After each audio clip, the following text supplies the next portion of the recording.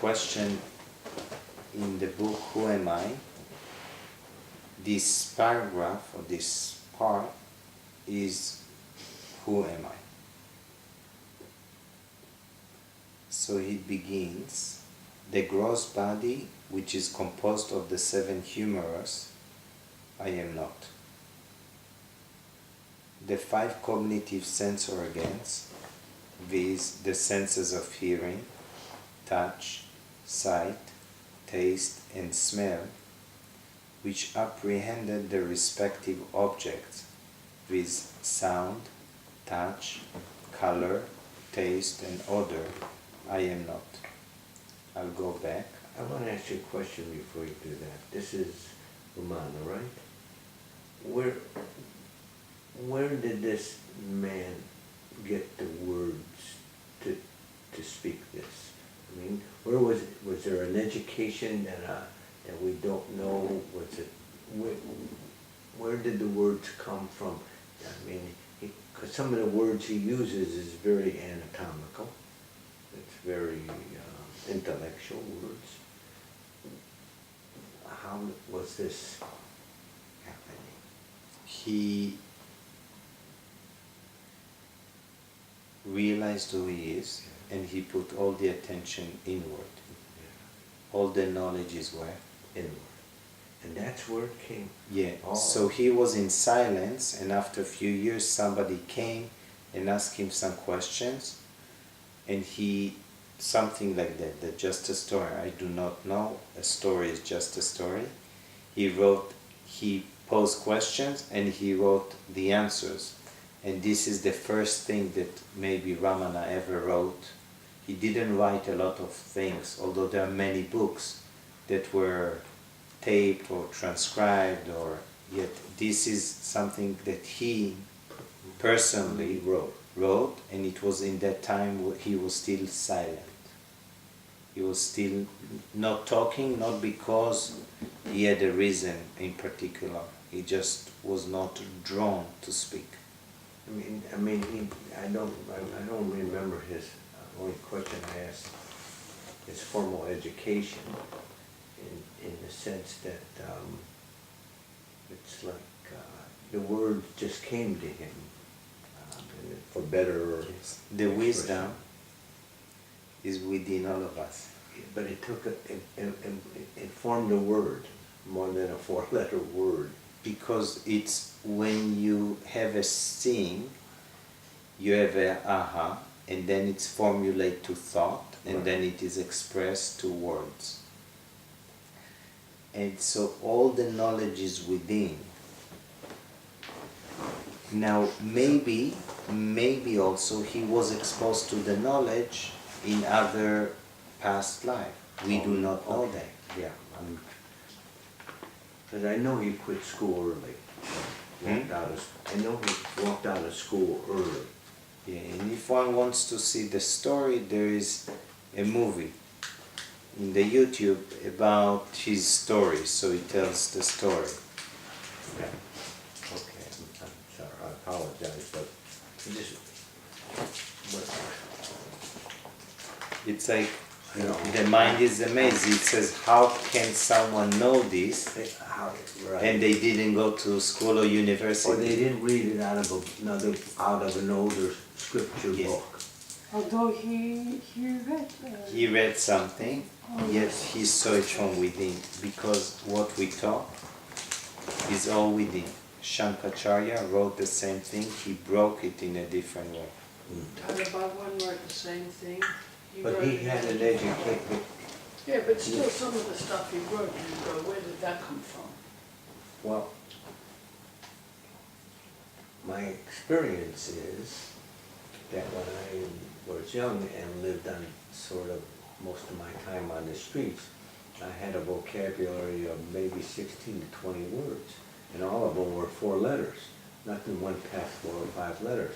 It wasn't until I went through all my education that my vocabulary and the choice of words developed.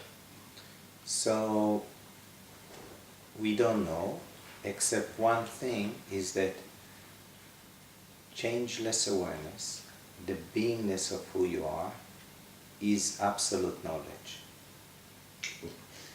When you rest the mind in awareness, that knowledge would formulate to express itself, and the mind turns to be the transcriber of it. yes.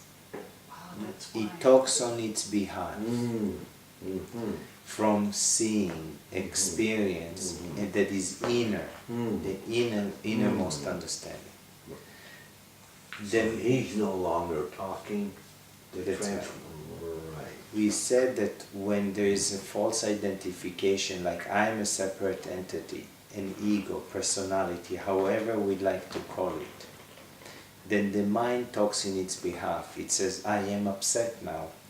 It shouldn't happen this way. I'm emotional. I'm angry. The mind is talking on the behalf of the false identity.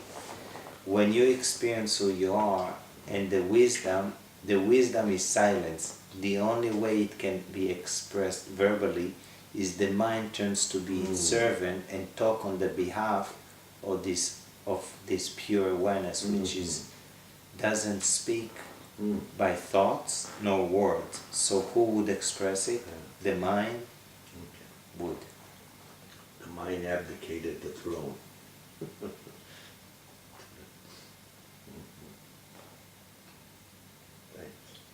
And when we have this talking on the behalf of the separate entity or the ego, we want to check if the one who's talking on the behalf, is it really real and is it really me? And if he's talking, at least that it will represent who I truly am. And if he thinks, at least that it will think that it is pure consciousness, because then it would not suffer and cry like it is a separate entity, instead thinking that it is an individual and it is a physical body, because then it would be scared and it would have a desire to gain or desire not to lose if it thinks it is a physical body. So even on the thought level, if one hold on to that thought as much as possible that they can, I am, or I am pure consciousness, when they would hold to that I am pure consciousness, then it will narrow down to I am. And when the mind would be concentrated I am repeatedly, they would start to shine through the sense of I am, which is not a thought, and then the mind fixed the attention on the sense of I am. This is inquiry into the self that is not mental. So the mental was a vehicle to concentrate the mind, so there's no all the chatter and the false identification. Means when you concentrate the mind on I am, on the thought I am, you discriminate that thought from all the rest of the thought? Yes. Yes. So if the mind wanders, you discriminate. I'm not this thought, I am pure consciousness. I am. And you give it the job to concentrate on I am. Once it is one pointed, then first of all, the sense of I am, which is not a thought, which is another word to silence or pure consciousness, shine through. The sense of I am. Yeah, when you experience who you are, is a sense felt experience. It cannot be denied, nor you can imagine that experience, because if you imagine that experience, this imagination appears in the field of your direct experience. So within concentration, there is a built-in discrimination.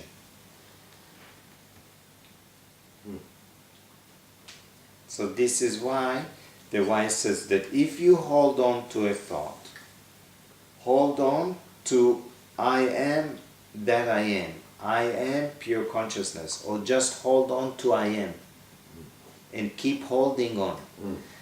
If you would hold on to I am pure consciousness, it would build the conviction that you are pure consciousness, and the glimpses will reveal that you are.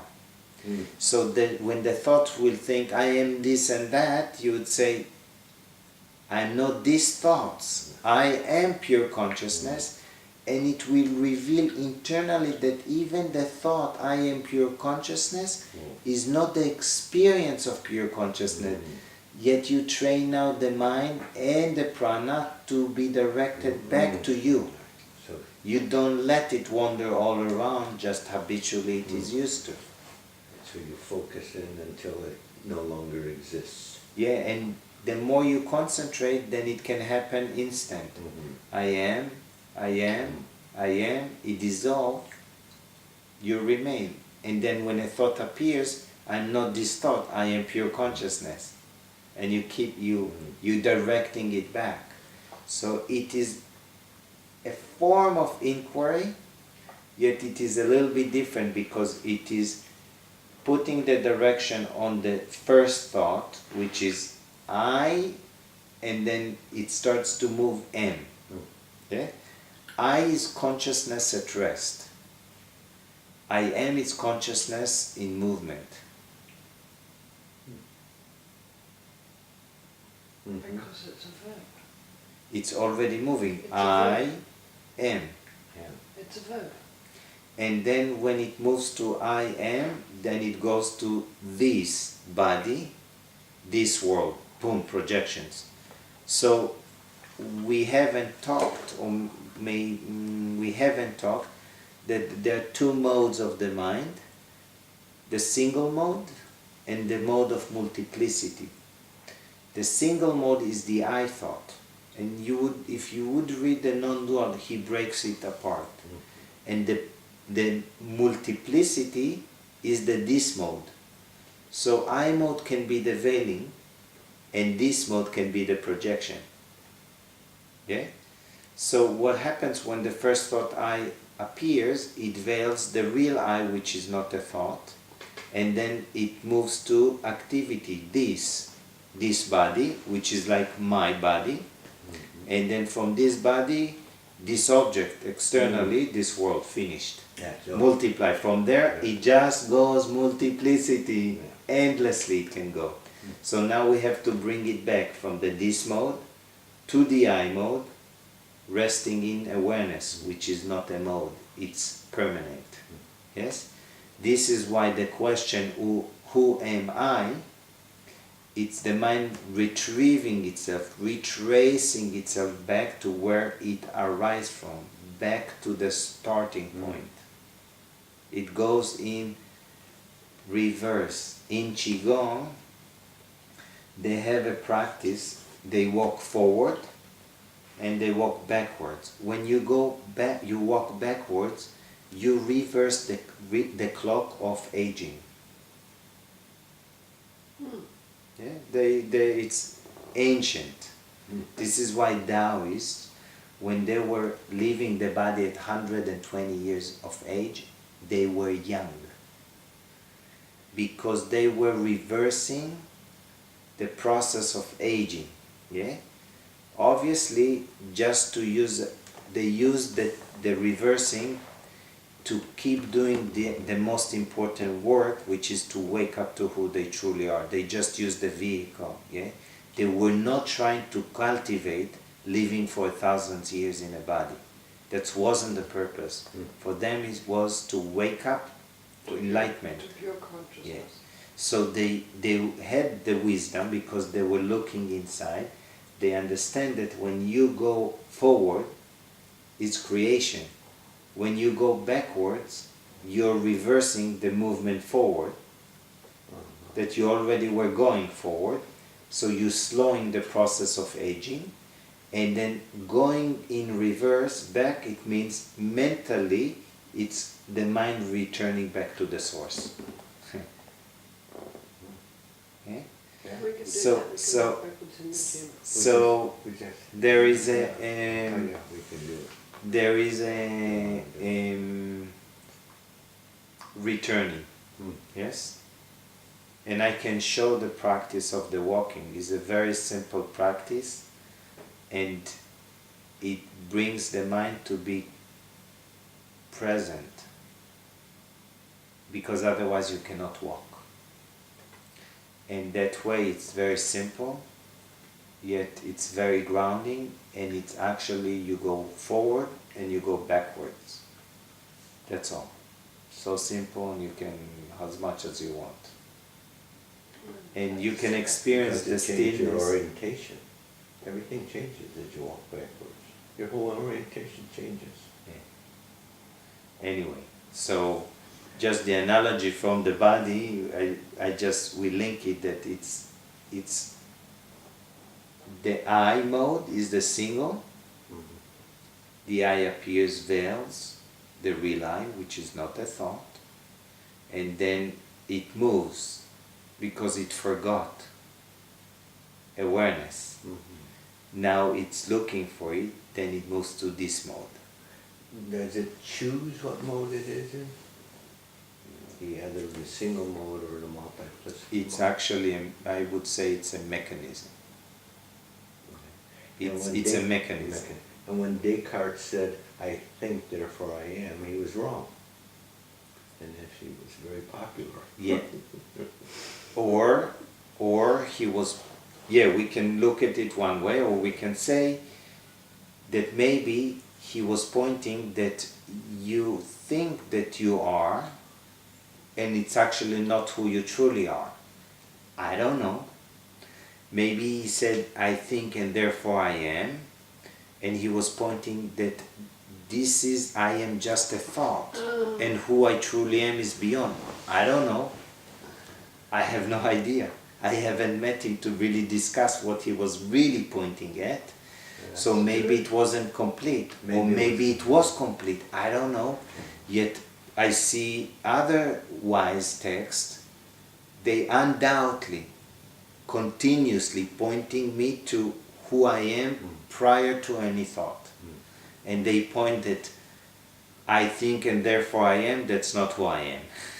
So they awaken the discrimination aspect within the mind. And only through discrimination, the mind can redraw back to awareness, which is me.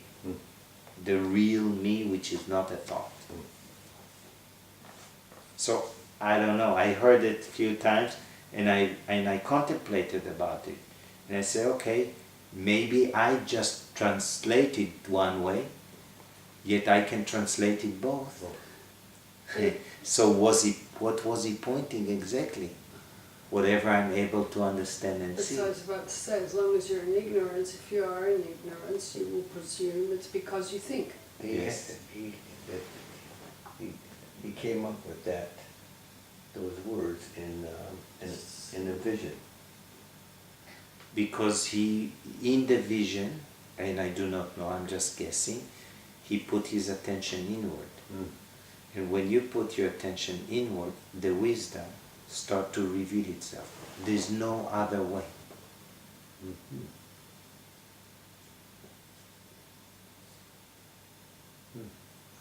That's the way, it's the way in. And that's not possible, I'm asking the question, I have an end experience, to be deluded.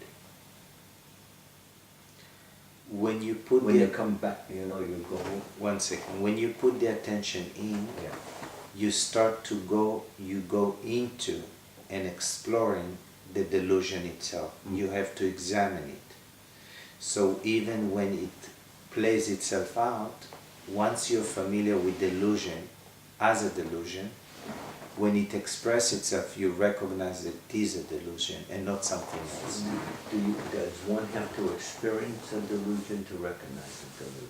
You can't experience a delusion. I mean, because I you're don't in know delusion. how. Okay, so it goes like this. Unless you can discriminate. The lower mind that identifies and believes the thoughts to be real cannot know that it's not real. It doesn't know that it's not real. And I give an example. Let's say I communicate with somebody and suddenly they react to somebody else. And then I say, have you noticed that you were reacting? And he would say, no, I didn't react. You're reacting right now. Yes? They are just continue reacting, means their lower mind cannot recognize it.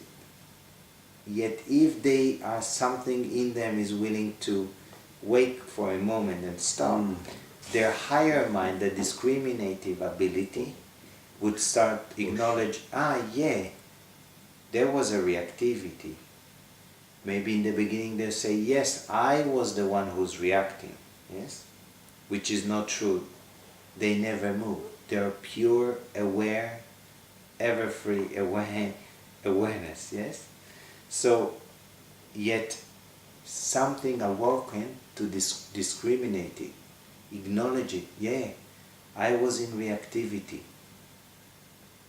So, means they were able to, after, to step and acknowledge something that when they didn't, they protected it and preserved it.